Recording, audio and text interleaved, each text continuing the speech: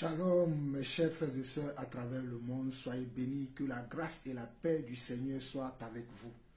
Nous bénissons le Seigneur en ce moment pour la grâce qu'il nous fait d'être encore parmi les vivants et nous lui disons merci pour sa protection, pour son amour et pour cette compassion qui se renouvelle tous les jours dans nos vies.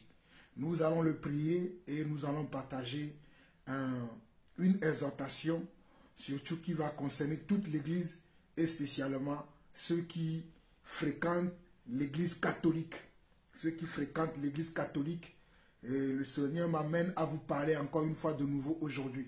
Donc nous allons prier et nous allons entamer cette exhortation. Éternel notre Dieu, nous te bénissons, nous te rendons toute la gloire. Toi qui es notre Père, toi qui es notre Seigneur, toi qui es notre Sauveur, nous voulons te dire merci encore pour tout ce que tu fais dans notre vie.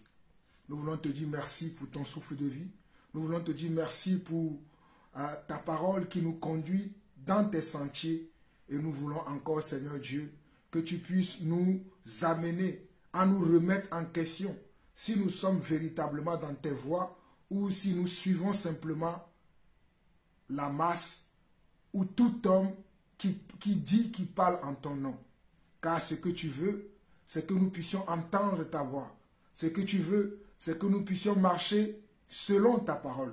Ce que tu veux, c'est que nous puissions te ressembler. Et nos désirs, nos volontés, c'est de faire ce que toi tu veux, Papa. Voilà pourquoi je te prie encore, Seigneur Dieu, qu'au travers de cette exhortation, tu puisses ouvrir les yeux de nos frères et sœurs qui sont encore perdus dans les religions où il n'y a pas la vérité, qui sont encore perdus, qui sont encore des esclaves pour ces hommes impies qui les conduisent, Papa. Nous savons que toi, notre Dieu, tu fais toujours au-delà de ce que nous te demandons et que nous attendons. Reçois la gloire, l'honneur et la puissance pour des siècles, au nom de Jésus-Christ. Amen. Amen. Alors, mes chers frères et sœurs, nous devons faire attention par rapport à ce qui se fait aujourd'hui dans les milieux religieux, dans les milieux soi-disant, entre guillemets, dites chrétiennes. Et en tant que chrétien, je me sens concerné. En tant que chrétien, pourquoi je dis en tant que chrétien? En tant que croyant. Parce que le mot chrétien que tout le monde emploie aujourd'hui est apparu une seule fois dans la Bible et c'est dans le livre de Actes, chapitre 13, que ce mot est apparu pour la première fois. Mais aujourd'hui, les gens ne comprennent pas la signification de ce mot qui veut dire chrétien. Être chrétien veut dire c'est quelqu'un qui suit Jésus. Pour être plus simple, le mot être chrétien veut dire quelqu'un qui suit Jésus. Mais quand je vois ce à quoi on nous identifie, nous les chrétiens de nos jours, voilà pourquoi moi personnellement, je n'aime plus ce terme chrétien, mais je préfère utiliser le terme disciple, car je suis disciple. Je suis disciple du Seigneur. Et c'est le nom que le Seigneur Yeshua le Messie, le Seigneur Jésus-Christ que nous suivons, c'est le nom que lui-même il a donné à ses adeptes, à ses suiveurs, à ces personnes qu'il a appelées à le servir. Donc moi je m'approprie beaucoup ce mot que le mot chrétien. Alors, avant de poursuivre et aller plus loin, en tant que chrétien, j'ai le devoir de vous alerter. En tant que chrétien, j'ai le devoir de vous alerter quand je vois des choses qui sont non conformes aux Écritures. Je dis bien, en tant que chrétien, j'ai le devoir de vous informer lorsque je vois des choses qui sont non conformes aux Écritures, afin que nous puissions ensemble discerner ce que nous voyons, si c'est de Dieu ou pas. Et c'est à cela que nous allons nous atteler aujourd'hui, le 3 janvier 2023. Alors, pour continuer, je vous prierai de suivre avec moi cette vidéo. Je crois que je vais vous passer d'abord la vidéo et après nous allons le suivre encore ensemble sur un grand écran et je vais faire des commentaires afin que vous puissiez savoir que vous devez faire attention à l'Église catholique. L'église catholique n'est pas une église de Dieu. L'église catholique n'est pas de Dieu. Toi qui pries dans cette église, toi qui crois que quand tu es dans cette église, tu es dans l'église de Dieu, il faut que tu le saches, que cette église n'a rien à voir avec notre Dieu. Et la preuve, vous allez le voir dans cette vidéo. Regardez. Je suis venu dans ce monde pour donner la vue à ceux qui ne peuvent pas voir. Et aussi pour ôter la vue à ceux qui peuvent voir. Ai-je bien compris ta pensée? Selon toi, nous qui sommes des justes sommes aveugles. Flammas eius, Lucifer matutinus inveniat. Ille, in quam Lucifer, qui nescito casum, Christus filius tuus, qui regressus ab inferis, humano generis serenus iluxit, et tecum vivit et regnat in saecula saeculorum.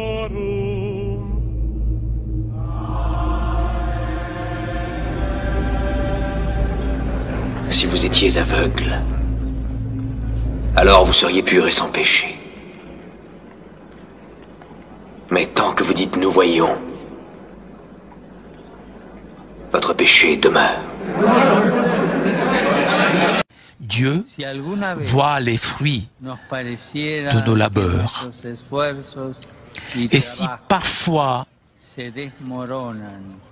nos efforts, notre travail semble échouer et ne pas porter fruit, nous devons nous souvenir que nous sommes les disciples de Jésus et que sa vie, humainement parlant, s'est achevée dans l'échec, l'échec de la croix. Humainement parlant, s'est achevé dans l'échec, l'échec de la croix. Ma Gesù è uno spirito. Gesù non è uno spirito. Gesù è una persona, è un uomo.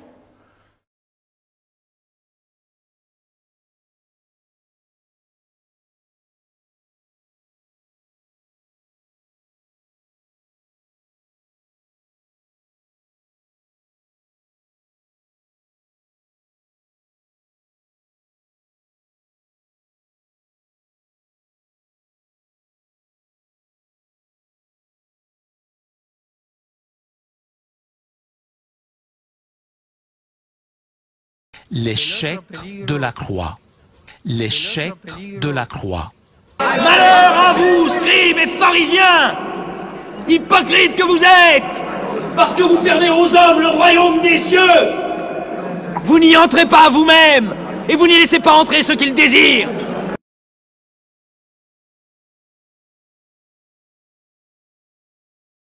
Talvolta capita di sentire qualcuno dire io credo in Dio, credo in Gesù, ma la Chiesa non mi interessa. Quante volte abbiamo sentito questo? Questo non va. C'è chi ritiene di poter avere un rapporto personale, diretto, immediato con Gesù Cristo, al di fuori della comunione e della meditazione della Chiesa. Sono tentazioni pericolose, sono tentazioni dannose.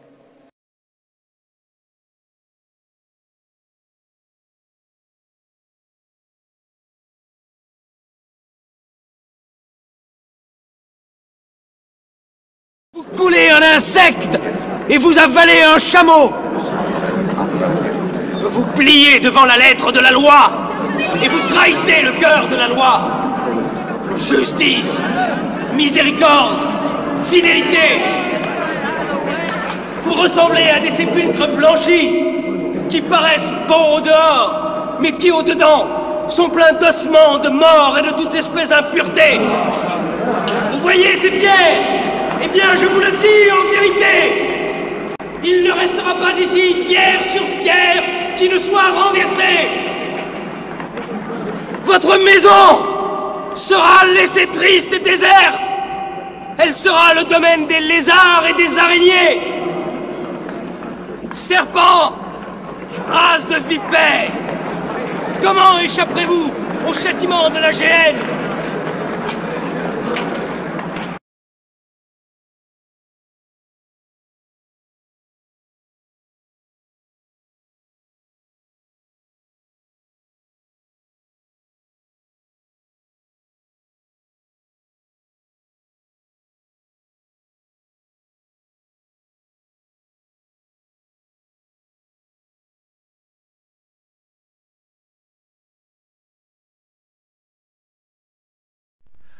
Alors, mes chers frères et sœurs à travers le monde, j'espère que vous avez suivi cette vidéo et que vous avez, en tout cas, et que vous l'avez bien suivi avec un discernement. Car les choses que je vais vous montrer dans les Écritures concernant cette vidéo vont vous éclairer. Si peut-être vous n'avez pas de discernement pour discerner les choses les meilleures de Dieu, à nous autres, le Seigneur a accordé sa grâce afin que nous puissions discerner sa volonté et que nous ne mettons pas foi en tout. Nous ne devons pas donner notre foi en tout et nous pouvons lire un passage dans 1 Jean chapitre 5. Allons lire ça rapidement. 1 Jean chapitre 5. C'est là où nous allons commencer. 1 Jean chapitre 4. 1 Jean chapitre 4.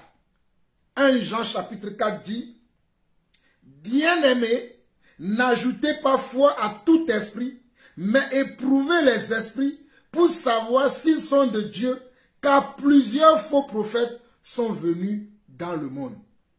Bien-aimés, n'ajoutez pas foi.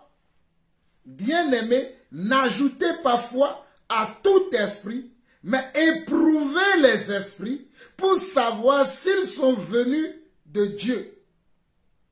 Car plusieurs faux prophètes sont venus dans le monde. Donc toi, mon frère qui m'écoute, toi, ma soeur qui m'écoute, surtout toi qui dis que tu es né catholique, tu mourras catholique. Oh, l'église catholique est l'église mère, l'église catholique est la première église.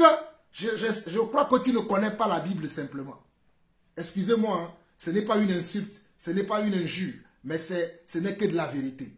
Tu ne connais pas la Bible, parce que si tu connais la Bible, tu ne pourras pas dire que l'église catholique est comment la première église. Car la première église a démarré dans Actes chapitre 2. Pour votre information, vous qui avez souvent ce langage que l'église catholique est la première église, l'église catholique est l'église mère, c'est l'église qui a démarré dans Actes chapitre 2. L'église mère, la première église a démarré dans Actes chapitre 2. Allez méditer ça. Actes chapitre 2. Nous n'avons pas le temps. Vous-même, allez méditer ce chapitre de la Bible et vous allez voir que l'église qui est la première église, quel est le nom qu'il porte.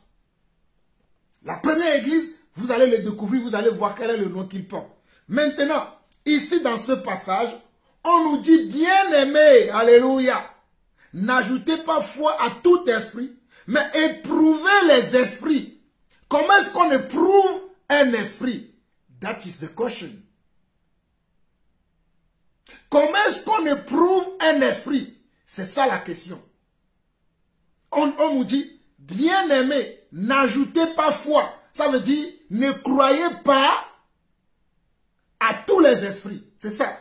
N'ajoutez pas foi veut dire, ne croyez pas à tous les esprits qui seraient venus de Dieu. Ne croyez pas à tous les esprits qui parlent de la part de Dieu. Ne croyez pas à tous les esprits qui s'identifient dans le Seigneur, dans Dieu. C'est ça ce que ça veut dire. Bien-aimé, n'ajoutez pas foi à tout esprit. Avant d'ajouter la foi, il dit quoi? Mais éprouvez les esprits pour savoir s'ils sont de Dieu, car plusieurs faux prophètes sont venus dans le monde.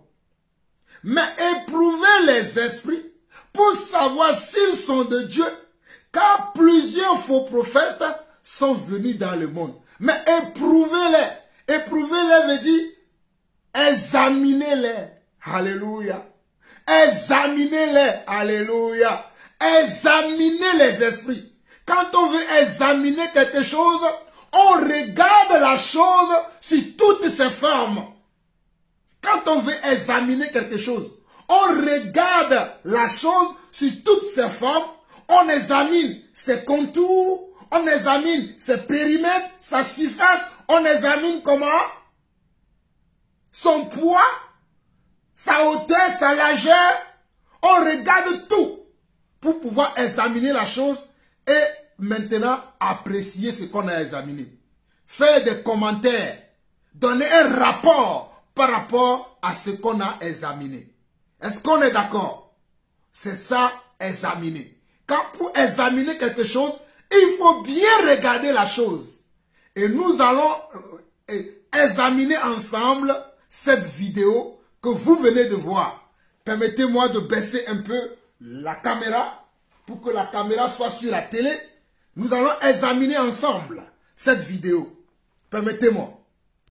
Allons-y maintenant. Nous allons examiner ensemble. Nous sommes dans l'examen.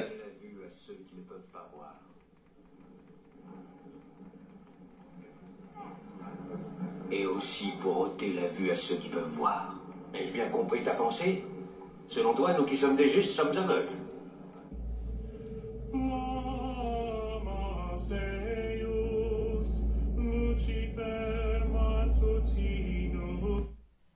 Je vais encore régler un peu l'écran.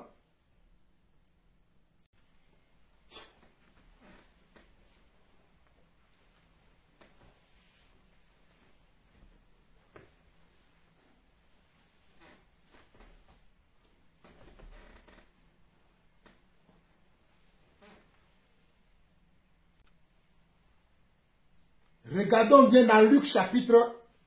Regardons dans Luc chapitre 1. Luc chapitre 1, à partir du verset 16, on nous dit: au 6e mois, l'ange Gabriel fut envoyé par Dieu dans une ville de Galilée appelée Nazareth, auprès d'une vierge fiancée à un homme de la maison de David nommé Joseph. Le nom de la vierge était Marie. L'ange entra chez elle et dit: je te salue, toi qui as une grâce, toi à qui une grâce a été faite. Le Seigneur est avec toi. Quel Seigneur? Dieu, bien sûr. Et il continue. Et non Lucifer. Verset 29. Troublé par cette parole, Marie se demandait ce que pouvait signifier une telle salutation. L'ange lui dit: ne crains point, verset 30 de Luc chapitre 1, car tu as trouvé grâce devant Dieu. Ne crains point, Marie, car tu as trouvé grâce devant Dieu. Ne crains point, Marie, car tu as trouvé grâce devant Dieu. Ne crains point, Marie, car tu as trouvé grâce devant Dieu. Ne crains point, Marie, car tu as trouvé grâce devant Dieu et non devant Lucifer. C'est devant Dieu que Marie a trouvé grâce. Toi qui te dis catholique, je suis né catholique, je mourrai catholique. L'église catholique est l'église mère. L'église catholique est la première église. L'église catholique est ceci, est cela, patati, patata, nanani, nanana, nonono, nononi. Aujourd'hui, sache que l'église catholique là n'est pas la première église. Et Jésus n'est pas le fils de Lucifer. Car celui qui parle à Marie ici, c'est Dieu. C'est Dieu qui parle à Marie ici. Nous continuons la lecture de la parole. La parole continue en disant au verset 31 au verset 33. Et voici, tu deviendras enceinte, et tu enfanteras un fils, et tu lui donneras le nom de Jésus. Et voici, tu deviendras enceinte, et tu enfanteras un fils, et tu lui donneras le nom de Jésus. Il sera grand et sera appelé fils du Très-Haut. Et le Seigneur Dieu lui donnera le trône de David son père. Il régnera sur la maison de Jacob éternellement, et son règne n'aura point de fin. Il régnera sur la maison de Jacob éternellement, et son règne n'aura point de fin. Mais qui est le roi de ce monde, dont le règne n'a pas de fin?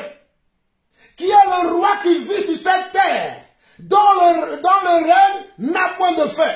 Récemment, même la reine d'Angleterre, alléluia, Imachandaramakora, même la reine d'Angleterre, son règne a eu fin. Si vous ne le savez pas, même la reine d'Angleterre, Élisabeth II, son règne a eu fin. Elle est tombée morte, elle est décédée. Avant elle, Ponce Pilate est décédé. Avant Ponce Pilate, tous les rois qui ont existé avant, même le grand roi Salomon est mort, il est resté dans la tombe, alléluia. Mais lui là, Jésus-Christ, mais lui l'agneau de Dieu, alléluia, mais lui le fils unique de Dieu, son règne n'a pas de fin. Voilà pourquoi il est appelé Dieu et il n'est pas Lucifer. Il ne peut jamais être le fils de Lucifer. Mais regardez, le blasphème, dans la bouche de ce vicaire qui faisait l'homélie, qui faisait la prière tout à l'heure, il a dit Lucifer est le fils de comment? Est le fils. Il a dit que Jésus est le fils de Lucifer. Jésus est le fils de Lucifer. Voyez-vous l'église que vous suivez? Sortez de cette église. Sortez de cette église pour sauver vos âmes. Nous continuons. C'est très important. Nous allons continuer la vidéo. Nous allons continuer la vidéo. Parce qu'il y a beaucoup de... Comment vous pouvez croire de telles choses? Dans Jean chapitre 1, merci Seigneur. Dans Jean chapitre 1, le verset 14, Jean chapitre 1, le verset 14, il est dit, Jean chapitre 1, écoutez ce que la Bible dit. Jean chapitre 1, le verset 14 est dit, et la parole a été faite chair, et elle a habité parmi nous, pleine de grâce et de vérité. Souvenez-vous que je vous ai dit que dans Jean 1, le verset 1, on nous dit qu'au commencement était la parole était avec Dieu, et la parole était Dieu. Et vers le verset 14, cette parole est faite chair. Cette parole est devenue une chair. C'est-à-dire, elle est devenue un homme. Elle a habité parmi nous, pleine de grâce et de vérité. Et si nous regardons dans Philippiens chapitre 2, nous sommes en train d'examiner les propos de ce soi-disant vicaire, de ce soi-disant représentant de Dieu sur la terre. Nous sommes en train d'examiner ce qu'il vient de dire. Si nous regardons dans Éphésiens chapitre 2, et dit Éphésiens, Philippiens par contre, Philippiens chapitre 2, Philippiens chapitre 2, le verset 5 au verset 11, Philippiens chapitre 2, le verset 5 au verset 11, il est écrit, ayez en vous les sentiments qui étaient en Jésus-Christ, existant en forme de Dieu. On n'a pas dit existant en forme de fils de Lucifer, ni de Lucifer, mais on a dit qu'il existait en forme de Dieu. Alléluia. On a dit que mes frères, comment pouvez-vous suivre de telles églises, de telles religions? Comment pouvez-vous suivre de telles religions aujourd'hui? Il est marqué dans la Bible. La Bible que lit également ce vicaire-là, ce soi-disant représentant de Dieu-là. Je lis dans la même Bible, dans Philippiens chapitre 2, le verset 5 au verset 11. Ayez en vous les sentiments qui étaient en Jésus-Christ, existant en forme de Dieu, il n'a point regardé son égalité avec Dieu comme une proie à arracher. Mais il s'est dépouillé lui-même. S'il n'est pas Dieu, comment pourrait-il se dépouiller lui-même? S'il n'est pas lui-même Dieu, comment pourrait-il se dépouiller? On nous dit, mais il s'est dépouillé lui-même en prenant une forme de serviteur, en devenant semblable aux hommes. C'est lui-même qui a pris comment la forme de serviteur pour devenir semblable aux hommes afin de nous donner un modèle à imiter, afin de nous donner un exemple, afin de nous donner un modèle à suivre. Verset 7 de Philippiens chapitre 2. Mais il s'est dépouillé lui-même en prenant une forme de serviteur, en devenant semblable aux hommes, et il a paru comme un vrai homme. Il s'est humilié lui-même, se rendant obéissant jusqu'à la mort même, jusqu'à la mort de la croix. C'est pourquoi Dieu, on n'a pas dit c'est pourquoi Lucifer. On a dit c'est pourquoi Dieu l'a souverainement élevé et lui a donné le nom qui est au-dessus de tout nom, afin qu'au nom de Jésus, tout genou fléchisse dans les cieux, sur la terre et sous la terre, et que toute langue confesse que Jésus-Christ est Seigneur, à la gloire de Dieu le Père. Regardez, le verset 11 de Philippiens chapitre 2 dit, et que toute langue confesse, que Jésus-Christ est Seigneur, à la gloire de Dieu le Père. Et que toute langue confesse que Jésus-Christ est Seigneur, à la gloire de Dieu le Père. Mais ce vicaire n'a pas confessé que Jésus-Christ est Dieu. Alléluia. Oh, ce vicaire n'a pas confessé que Jésus-Christ est Dieu. Ce vicaire qui est à Rome n'a pas confessé que Jésus-Christ est Dieu. Ce vicaire n'a pas confessé que Jésus-Christ est Dieu. Il a confessé qu'il est le fils de Lucifer. Il a dit qu'il est le fils de Lucifer, ce qui est un blasphème. Il a confessé que Jésus-Christ est le fils de Lucifer. Oh Seigneur. Seigneur, ouvre les yeux de tes enfants qui sont dans cette religion, Seigneur. Ouvre les yeux de tes enfants qui sont dans cette religion, Seigneur. Ouvre les yeux de ma famille. Ouvre les yeux de mes frères et sœurs qui sont encore dans cette religion, papa. Ouvre les yeux des membres de ma famille. Ouvre les yeux de tes hommes et femmes qui croupillent encore dans cette église, papa. Ouvre les yeux, Seigneur. Ouvre les yeux, Seigneur. Ouvre les yeux au nom de Jésus-Christ. Ouvre les yeux, papa. Ouvre les yeux, papa.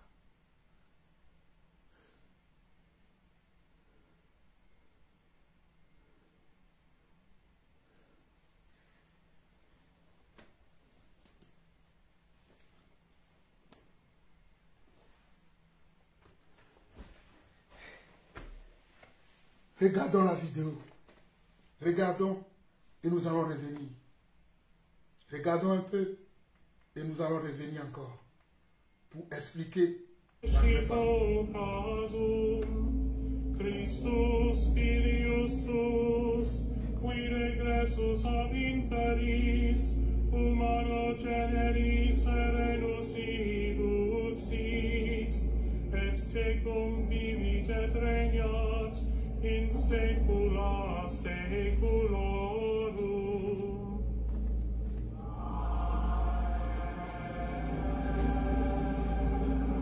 Si vous étiez aveugle, alors vous seriez purs et sans péché. Mais tant que vous dites « nous voyons », votre péché demeure. Dieu voit les fruits de nos labeurs. Et si parfois nos efforts, notre travail semble échouer et ne pas porter fruit, nous devons nous souvenir que nous sommes les disciples de Jésus et que sa vie, humainement parlant, s'est achevée dans l'échec, l'échec de la croix. Humainement parlant, s'est achevé dans l'échec, l'échec de la croix. Vous voyez ce que le pape François dit? Vous qui suivez de tels hommes, j'ai honte de vous. J'ai honte. Vous qui suivez ce monsieur, il dit que la vie du Christ s'est terminée dans l'échec. Mais quelle Bible lit ce monsieur? Il dit que la vie de notre Seigneur Jésus-Christ s'est terminée dans l'échec. Mais quelle Bible il lit? Je vous ai lu tout à l'heure dans Philippiens chapitre 2, verset 5 au verset 11. Est-ce que ça c'est un échec? Est-ce que ce que je vous ai lu là, c'est un échec? Mais vous qui suivez ce monsieur-là, regardez-le. Vous qui le suivez, vous qui suivez ce monsieur, et vous croyez que vous suivez le Seigneur, c'est grave. C'est très grave de suivre ce monsieur-là. C'est très grave, vous qui suivez ce monsieur. On continue. Ma Gesù è uno spirito. Gesù non è uno spirito. Gesù è una persona, è un uomo. Il dit que Jésus n'est pas esprit, que Jésus est un homme. Alors que la Bible dit dans Jérémie 17, le verset 5, que maudit soit l'homme qui se confie à l'homme. Mais ce vicaire, ce pape, François dit que Jésus-Christ n'est qu'un homme, qu'il n'est pas Dieu. Il dit que Jésus-Christ n'est qu'un homme, que Jésus-Christ n'est pas Dieu. Mais regardez ce que l'apôtre Thomas a dit. Mais regardez ce que l'apôtre Thomas a dit. L'échec de la croix. Regardez ce que l'apôtre Thomas a dit dans Jean chapitre 20. Jean chapitre 20, l'apôtre Thomas a vu quelque chose. Et il a dit, hein, l'apôtre Thomas, dans Jean chapitre 20, Jean chapitre 20, je vais vous lire ça rapidement. Jean chapitre 20,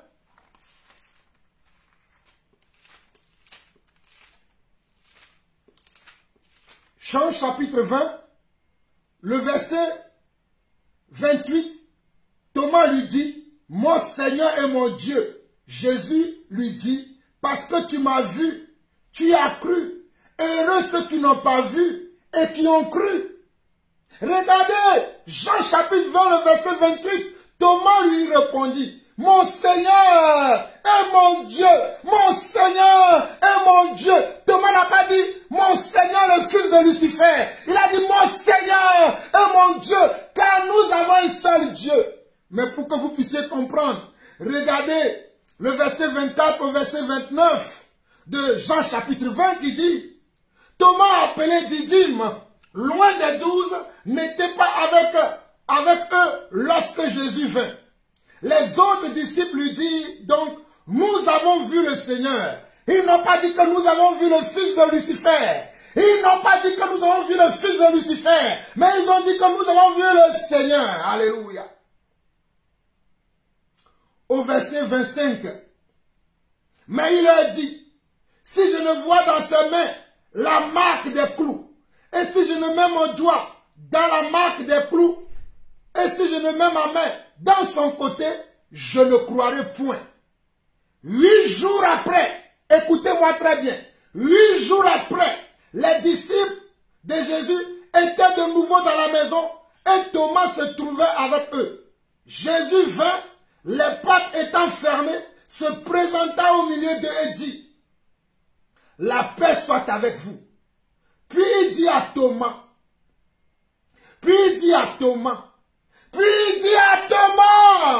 avance ton doigt et regarde mes mains, avance aussi ta main et mets-la dans mon côté.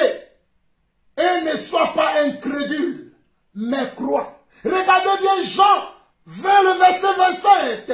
Puis il dit à Thomas, avance ici ton doigt et regarde mes mains, avance aussi ta main et mets-la dans mon côté.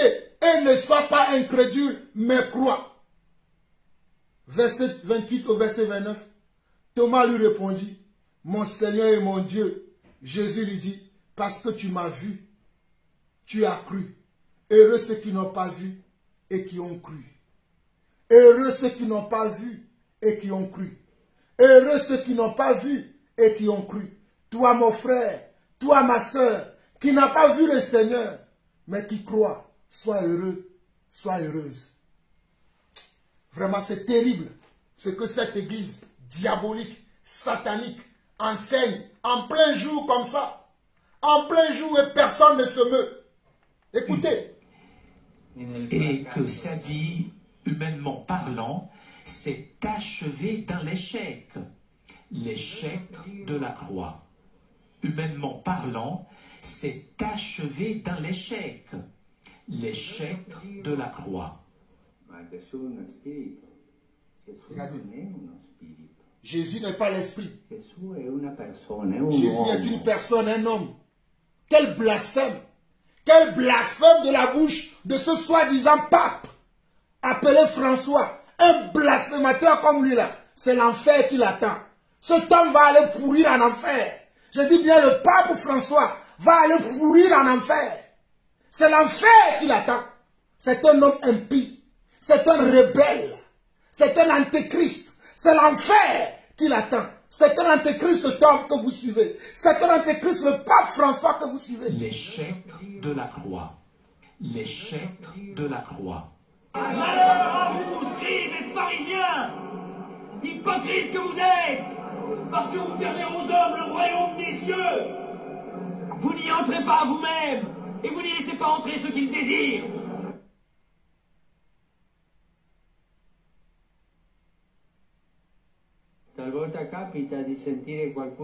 Écoutez encore, le grand mensonge. Ma la Chiesa non mi interessa. Quante volte abbiamo sentito questo? Questo non va. C'è chi ritiene di poter avere un rapporto personale, diretto, immediato con Gesù Cristo, al di fuori della comunione e della meditazione della Chiesa. Sono tentazioni pericolose. Sono tentazioni dannose.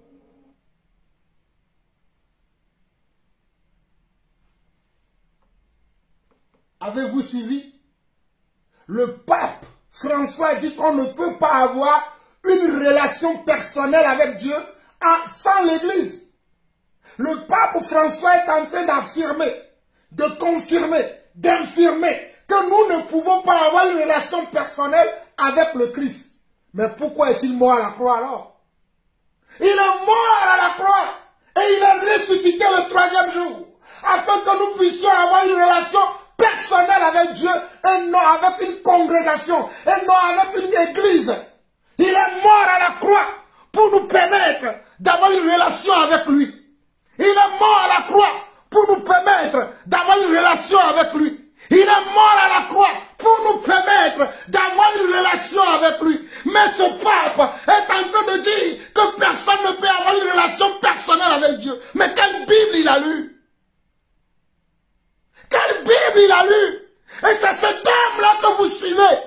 C'est cet homme, ce monsieur, cet impie, cet antichrist, cet homme qui blasphème contre Dieu que vous suivez. Et quand nous parlons, vous nous traitez d'attardé mental. Traitez-moi de tous les noms que vous voulez. Mais vous aurez cette image-là, cette image de moi, en train de crier le jour-là. Si jamais vous ne vous repentez pas, si jamais vous ne sortez pas de cette église, vous aurez cette image que vous voyez de moi aujourd'hui. Vous l'aurez tous les jours en visu. Et vous direz, si j'avais su. Vous direz, vous serez en train de mordre vos doigts. Vous serez en train de mordre vos doigts. Et vous direz, si j'avais su.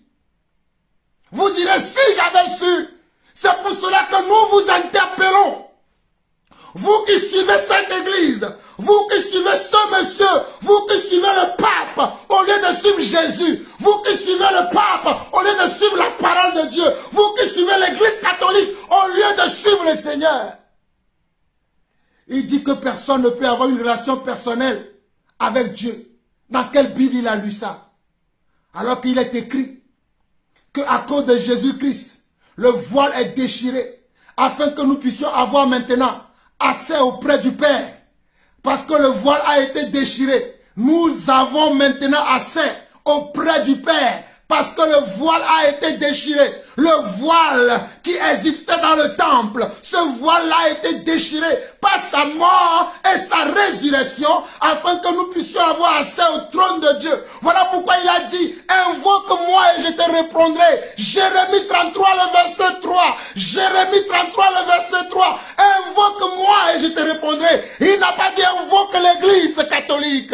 Il n'a pas dit invoque un pasteur. Il n'a pas dit invoque un curé. Il n'a pas dit invoque un vicaire. Il n'a pas dit invoque un pape. Il n'a pas dit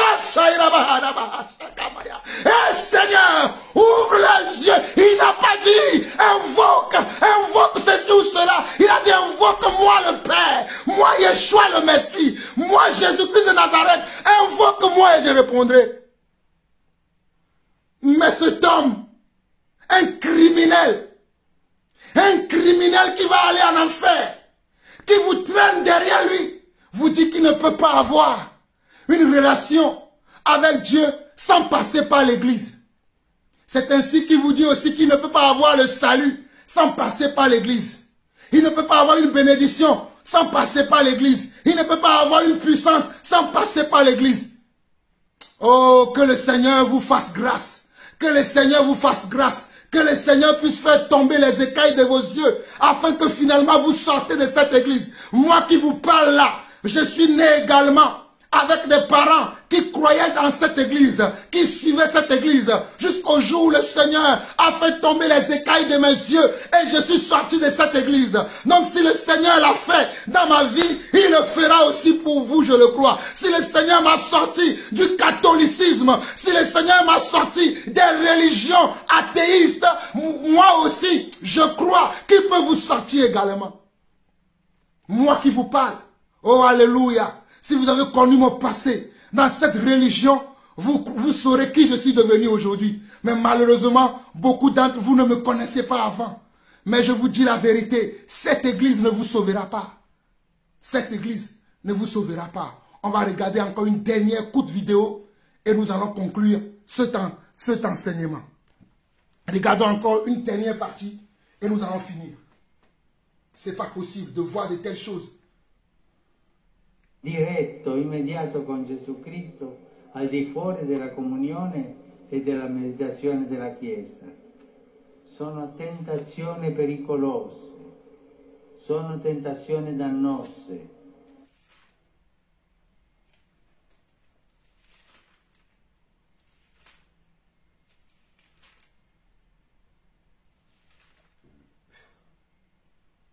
Vous coulez un insecte et vous avalez un chameau. Vous pliez devant la lettre de la loi et vous trahissez le cœur de la loi. Justice, miséricorde, fidélité. Vous ressemblez à des épîtres blanchis qui paraissent beaux au dehors, mais qui au dedans sont pleins d'ossements, de morts et de toutes espèces d'impuretés. Vous voyez ces pierres? Eh bien, je vous le dis en vérité. Il ne restera pas ici pierre sur pierre qui ne soit renversée. Votre maison sera laissée triste et déserte. Elle sera le domaine des lézards et des araignées. Serpents, race de vipères, comment échapperez-vous au châtiment de la géhenne?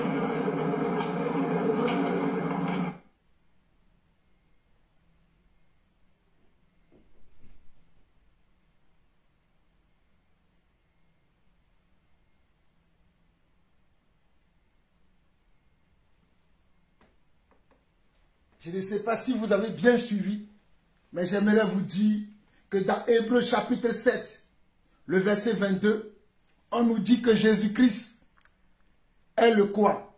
Hébreux chapitre 7, le verset 22 dit, Jésus-Christ est par cela même le garant d'une alliance plus excellente. Jésus-Christ est par cela même le garant d'une alliance plus excellente. Et dans Hébreux 10, le verset 22, Hébreux 10, le verset 22, on nous dit, approchons-nous donc avec un cœur sincère dans la plénitude de la foi les cœurs purifiés d'une mauvaise conscience et le corps lavé d'une eau pure. Regardez, approchons-nous. On n'a pas dit approcher l'église, approcher le vicaire, approcher le pape, approcher le représentant de Dieu. Mais on a dit approchons-nous. Approchons-nous donc avec un cœur sincère dans la plénitude de la foi, les cœurs purifiés d'une mauvaise conscience et le corps lavé d'une eau pure. Vous qui suivez de tels hommes, regardez, Jésus-Christ est le garant d'une alliance plus excellente. Et c'est pour cela que nous devons nous approcher de lui. Et Jésus-Christ a dit dans Jean chapitre 15, cet homme a dit qu'on ne peut rien faire en dehors de l'église. Est-ce qu'il a lu la Bible? On ne peut rien obtenir de Dieu en dehors de l'église. Mais il est un menteur. Puisque dans Jean 15, le Seigneur Jésus lui-même dit à ses disciples, tout ce que vous demanderez à mon nom, je le ferai. Je vais vous lire ça. Jean 15, rapidement. Jean 15, Jean 14,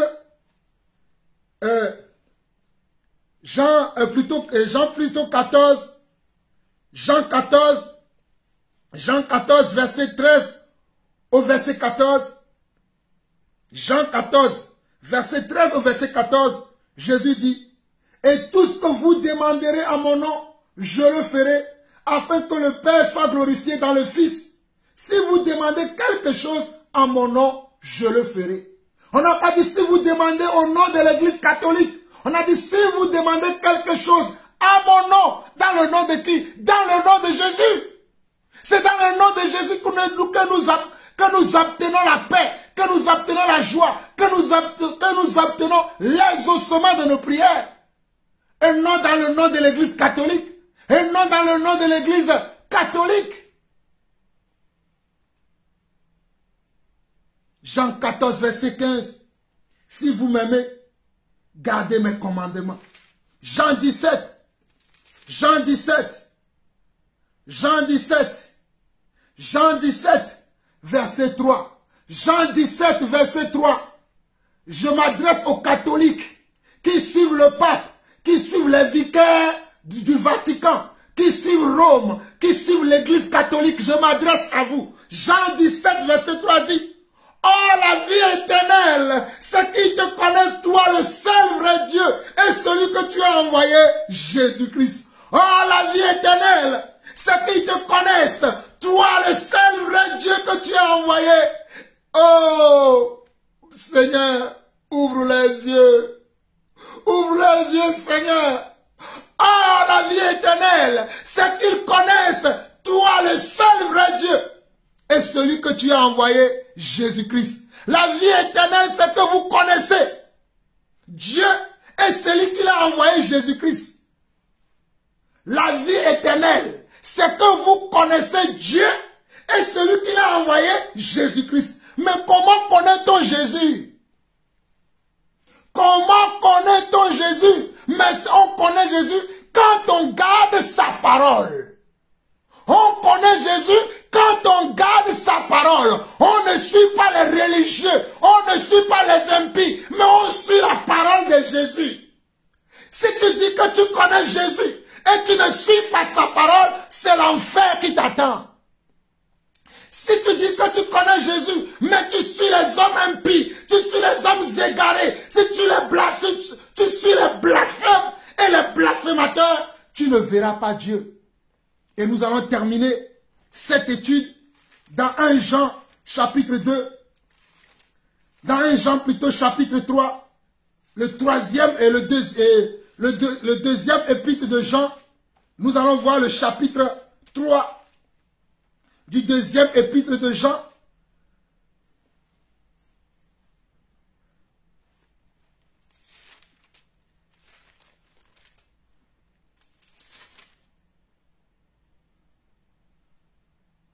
Nous allons voir le deuxième épître de Jean, c'est-à-dire 1 Jean chapitre 2, 1 Jean chapitre 2, 1 Jean chapitre 2, le verset 18 au verset 20, et c'est là où nous allons terminer ensemble ce moment de partage, ce moment d'édification, ce moment d'interrogation, c'est dans ce passage de 1 Jean, le deuxième épître de Jean. 1 Jean 2, verset 18 à 20 qui dit ceci. Petits enfants, c'est la dernière heure. Et comme vous avez appris qu'un antéchrist vient, il y a maintenant plusieurs antéchrists. Par là, nous connaissons que c'est la dernière heure. Regardez, petits enfants, c'est la dernière heure. Et comme vous avez appris qu'un antéchrist vient, il y a maintenant plusieurs antéchrists. Par là, nous connaissons que c'est la dernière heure. Ils sont sortis du milieu de nous, mais ils n'étaient pas des nôtres. Car s'ils avaient été des nôtres, ils seraient demeurés avec nous. Mais cela est arrivé afin qu'il soit manifeste que tous ne sont pas des nôtres. Verset 20. Pour vous, vous avez reçu l'onction de la part de celui qui est saint et vous avez tous de la connaissance. Les véritables enfants de Dieu ont reçu de la connaissance pour ne pas être trimballés par ces gens de soi-disant vicaires, représentants de Dieu sur terre, hommes de Dieu là. On a reçu tous de la connaissance. C'est ceux qui n'ont pas reçu la connaissance qui se perdent. C'est ceux qui n'ont pas reçu de la connaissance qui se perdent. Et dans le deuxième livre, le Seigneur me dit de lire également pour vous. Le Seigneur me dit de lire également pour vous. 1 Jean chapitre 3. Non, plutôt 1 Jean chapitre 4. 1 Jean chapitre 4. 1 Jean chapitre 4. Verset 5 au verset 6 qui dit: eux, ils sont du monde. C'est pourquoi ils parlent d'après le monde et le monde les écoute. Nous, nous sommes de Dieu. Celui qui connaît Dieu nous écoute. Celui qui n'est pas de Dieu ne nous écoute pas. C'est par là que nous reconnaissons l'esprit de la vérité et l'esprit de l'erreur. Nous sommes dans 1 Jean chapitre 4, le verset 5 au verset 6 dit: eux, ils sont du monde. C'est pourquoi ils parlent d'après le monde et le monde les écoute. Nous, nous sommes de Dieu. Celui qui connaît Dieu nous écoute. Celui qui n'est pas de Dieu ne nous écoute pas. C'est par là que nous connaissons l'esprit de la vérité et l'esprit de l'erreur. Vous avez vu que le Seigneur vous aide à sortir de ces choses. Et vous savez bien qu'il est dit également,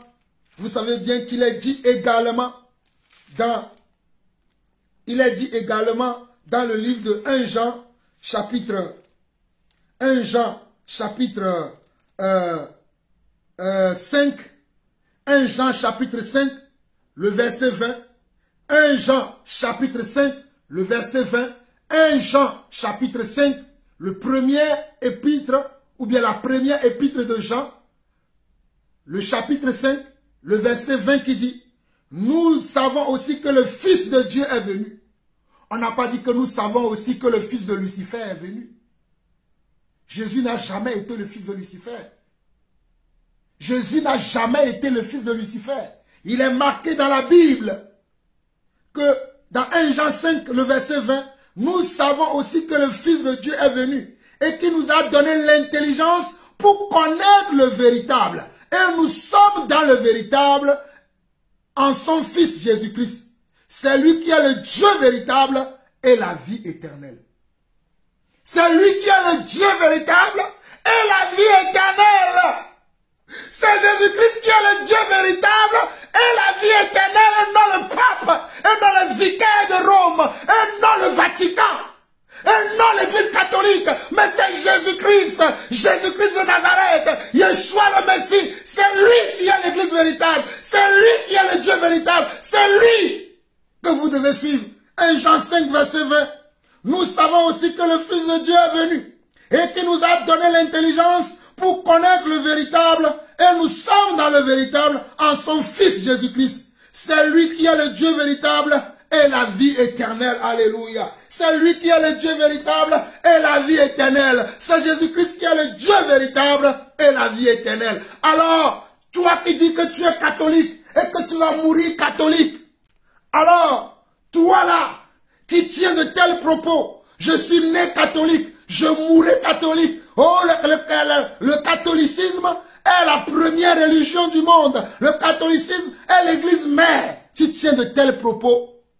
Ma prière pour toi aujourd'hui, c'est que Dieu te pardonne parce que tu ne sais pas ce que tu dis. C'est que Dieu t'ouvre les yeux afin que tu reconnaisses maintenant que tu t'es trompé, que tu t'es égaré. Ma prière pour toi, c'est ça. Seigneur, pardonne-leur car ils ne savent pas ce qu'ils font. Seigneur, ne les tiens pas rigueur car ils ne savent pas ce qu'ils confessent. Pour toi qui as suivi cette vidéo, je te demande de la partager avec les membres de ta famille. Je te demande même de le partager avec ton prêtre. Je te demande de le partager avec tous ces soi-disant serviteurs de Dieu de l'Église catholique. Partage-le, car ta vie en dépend. Ta vie éternelle en dépend. Ne vous trompez pas, les temps sont courts. C'est le moment de se décider de marcher avec Dieu. Vous avez écouté le serviteur, l'apôtre Jean-Paul Laosson. Soyez bénis. Shalom. Shalom.